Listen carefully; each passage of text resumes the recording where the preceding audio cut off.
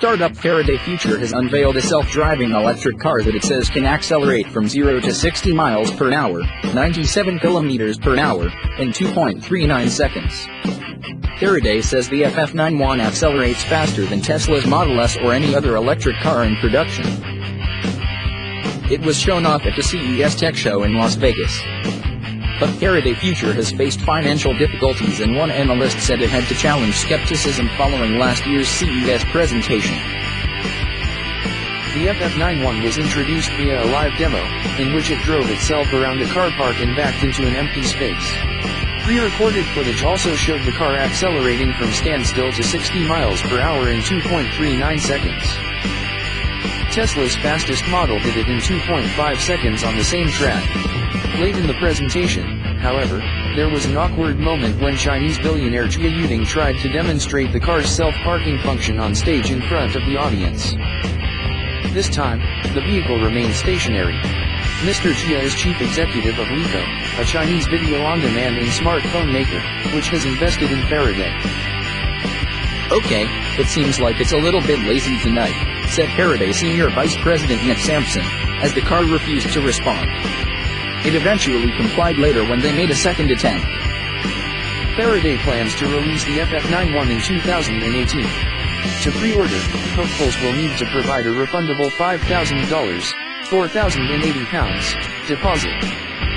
The event came a year after the firm's first press conference, where it showed off a futuristic-looking concept vehicle. Several commentators criticized it at the time for failing to give more detail about what it was actually working on. Prospective buyers were told they would be able to connect to the forthcoming car via a virtual FFID account. With this, Mr. Sampson explained, it would be possible to share data, such as movies or route plans, to the car from personal computers, for example. Tech launches are famed for their awkward exchanges on stage, but the dynamic between Faraday Future's Nick Sampson and Leco boss Jia Yuding was on another level. Sampson is the company's figurehead at events like this. Let's see launches where big promises are made. Mr. Jia holds the financial keys to keep the Faraday Future project going. The money from his China-based firm is bankrolling the efforts here, at least, we think it is. Neither firm will discuss the nature of the deal. So when the newly launched car failed to drive itself a few feet in front of the audience, Sampson was almost apologetic to Mr. Jia. For the audience, it suddenly felt like we'd stumbled into a product pitch meeting and were watching Sampson pick up the pieces.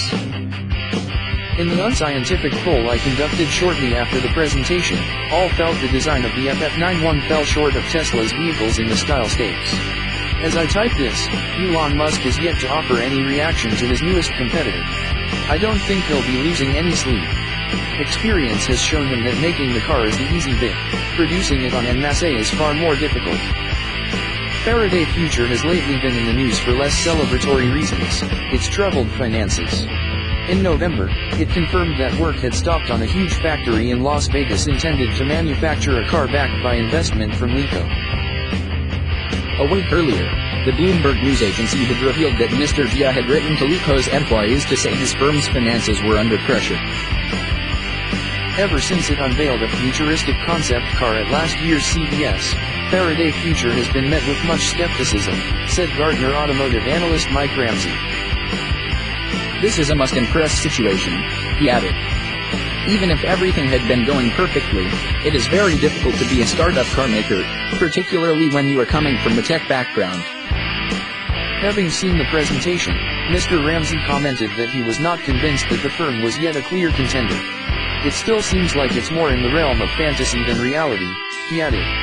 For the car to have a 130 kilowatt-hour battery pack, it would be very heavy, and very expensive, extremely expensive to have a battery that size. On stage, Faraday executive Peter Savagian explained that the FF19 would be chargeable from various electrical standards. He added its range would extend to 482 miles, 775 kilometers, when driven at 55 miles per hour. Many analysts expect interest in electric vehicles to continue to rise in coming years.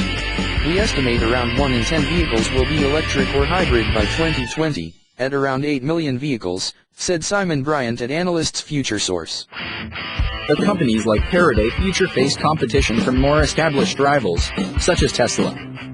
Tesla is one of those brands. It has become synonymous with attractive electric vehicles, and the brand keeps innovating, Mr. Bryant told the BBC.